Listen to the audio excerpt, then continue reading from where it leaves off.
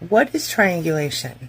It's a manipulation tactic often employed by narcissists. Basically, the narcissist communicates as a third party between two people, but then they prevent the two people from communicating either through manipulation of what each person said or did, or through actively controlling at least one of the people. It's a way that narcissists isolate you and keep you stuck. They tell one person one thing, they tell you another thing, and they use the two of you against each other. It's ugly. Does this sound familiar to you?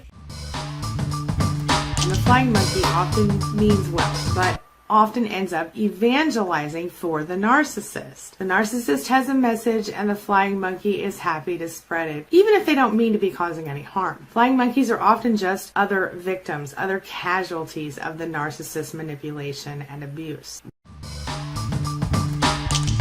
So it involves the narcissist and two unsuspecting victims who are used sort of against one another. The role that you play in this triangle might shock you. When I first learned about it, I really could not believe which one I was of those three. The first one is victim, then the savior, then the bad guy. Which one are you? So let's talk about the victim first. The primary role in this triangle is the victim. And what's surprising, or maybe not, is that the victim is not the actual victim here. The narcissist plays the role of injured party in this game. I know you're shocked. He or she will use guilt and manipulation to get what they want by pitting one person against the other person. Unfortunately, this tactic works way too well, especially on people who are empathetic or empathic, which y'all know you are. That's because we are hardwired to help people in distress. It's part of our nature. It's why we have the unfortunate narc bait label on our proverbial foreheads. It's why we keep attracting these type of people into our lives. Now let's talk about this savior. So this is the surprising role that I found myself in when I studied this kind of narcissistic abuse tactic. See, the savior, as it turns out, is also the unwitting enabler because they try to take care of the people around them and often to their own detriment. This role is technically one of the actual victims in this circle. This is the person who gets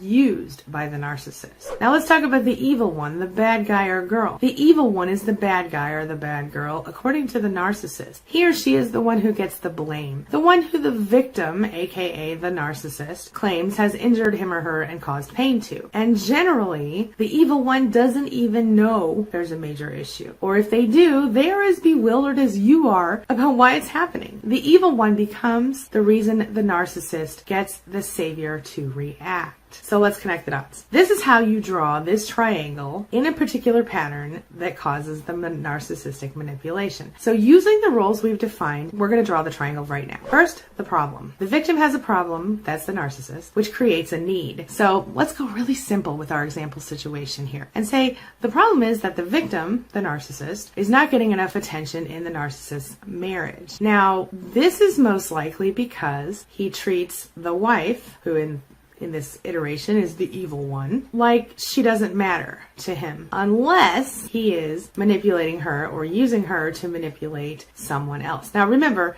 this could just as easily be a female narcissist doing this to a male non-narcissist. Second, we have the sad story. The victim then goes to the savior and tells a sad story. In our example, maybe this guy goes to another woman and whines about how evil his wife is and how horrible she is to him and how she ignores all of his attempts at conversation and connection and affection. He may even say she's a cold fish or she's abusive herself. Anything to play up that victim status, that victim role, and make the savior feel sorry for him. Well, then there's the shoulder to lean on. The savior becomes the shoulder to lean on. And depending on their own ability to resist the narcissist's love bombing tactics, this woman will often become the next love of his life, or equivalent depending on the situation. This person's role as savior will only be held as long as she continues to play to the victim's liking. The triangle evolves, guess what? The savior becomes the evil one. What? Yes. It gets really twisted right here. This is the point at which the current evil one slips out of the triangle, or back into the role of the savior in some cases. See, the moment the savior doesn't fulfill the narcissistic supply as expected, the narcissist begins to effectively put them into the evil role position. It goes on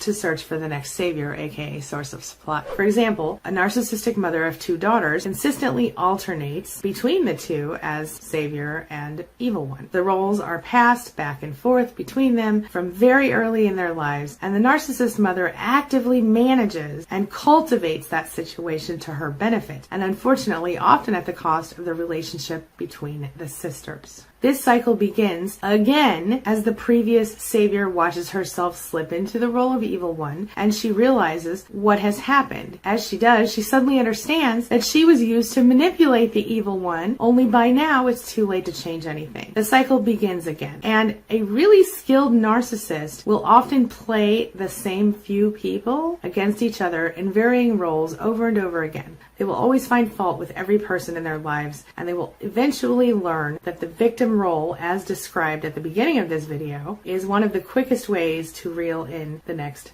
victim. The cycle is cemented into the process further every time it works. And it always works because the narcissist knows exactly what to look for in a savior. Have you been there?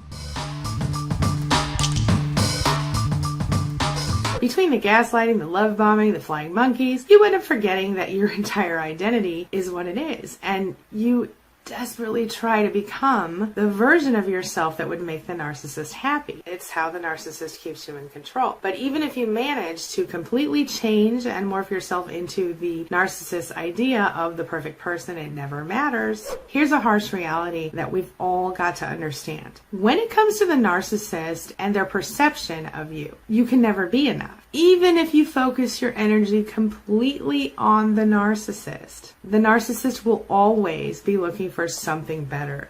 They'll always be looking for supply from some other source, something that will help to just give them more attention. No matter how amazing you are, it will never, ever be enough for a narcissist. Don't let yourself be confused here, my friend. It's definitely not you. You're not the problem. It's totally the way the narcissist's convoluted mind works. And you cannot take personal responsibility for the broken person you've been dealing with. You just have to find a way to your self-confidence and peace outside of the narcissist. The fact is that since the narcissist is so personally broken on the inside, nobody can ever fill the endless hole of need that the narcissist carries around with them, at least not for very long. This brings me to the question of the day. Question of the day. Question of the day. Question of the day. Question of the day. Have you done this? Have you been there? Have you experienced the different types of roles the narcissist wants to stick you into? Share your experiences, share your thoughts in the comment section below. Let me know what roles you've been shoved into against your will, and let me know how you felt about it and how you dealt with it. Maybe your comments will help another survivor feel not so alone today. Share your thoughts, share your ideas, share your experiences in the comment section below, and let's talk about it. Let me just offer a really quick shout out to my amazing inner circle, the people who clicked that join button or the link in the description below if your device isn't compatible, and who are supporting my mission here at YouTube. Take a look. Angela Falsetta, Susan Marion, Roxanne Antle, Deborah, Black Caesar, Life's Revival, Trisha Wolf, James F., Marlene, Jen Archer, and Sarah Lee. Thank you. You guys are amazing. Thank you so much. I sincerely appreciate that you connected with me and that you're helping me to further my mission and to continue helping our Spanily and anyone who needs help to discover, understand, and overcome narcissistic abuse and toxic relationships. Thank you so much. All right, that's all I've got for you right now. But as always, thank you so much for being a part of my day and a part of my life. And thanks for letting me be a part of yours. It really does mean a lot to me. Now, before I go, make sure you take a look at the videos I'm leaving for you right there and right there. And while you're here, hit that subscribe button right there so we can stay connected and continue on this healing journey together. I'll see you soon.